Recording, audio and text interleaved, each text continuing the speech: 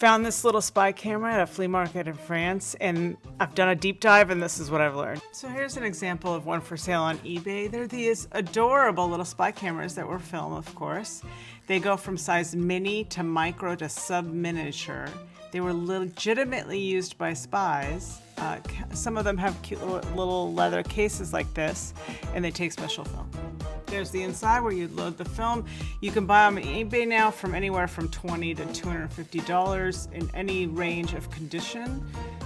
Some of them are still usable, and I found you a place to buy the film. There were some really unusual shapes and sizes, like this one that's sort of pen-shaped and literally will open and take film. Here's a glimpse of the inside where the film is loaded. But the big one was the Minix. Here, even on the CIA website, they mention it as an artifact.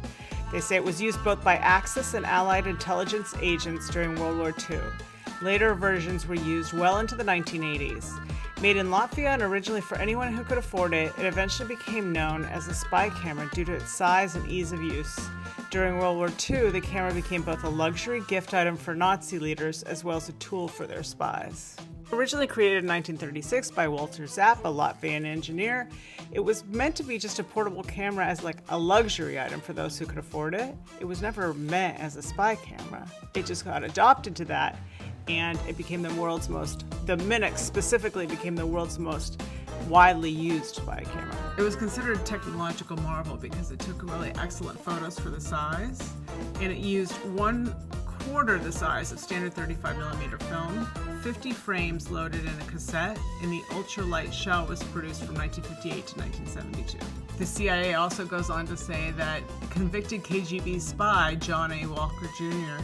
used a Minix C to photograph sensitive national security codes. Minix C was an even smaller size. The camera continued to appeal to a luxury gadget market which broadened during the 1950s and early 1960s. It also continued to see use as an espionage camera by both sides during the Cold War. And if this has piqued your interest, somebody on eBay is selling a huge lot of spy camera and spy camera accessories for not that much money. It includes this precious little film developing canister and kit, which as a photographer, I find adorable.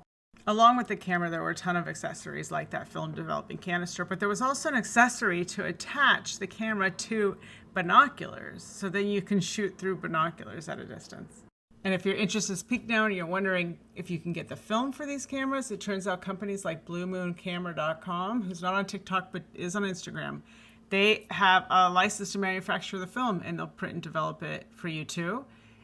Go check them out on Instagram too, because they have loads of really cool cameras. They clearly love analog.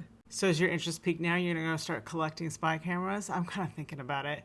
This one isn't the Minix, but this kind of little mini spy camera you can find online in mint condition like this one for more than $250. So what do you think? Should I go buy one of these, shoot some film, have it processed, and share with you how it turns out? I'd love to hear what you think. All right, bye.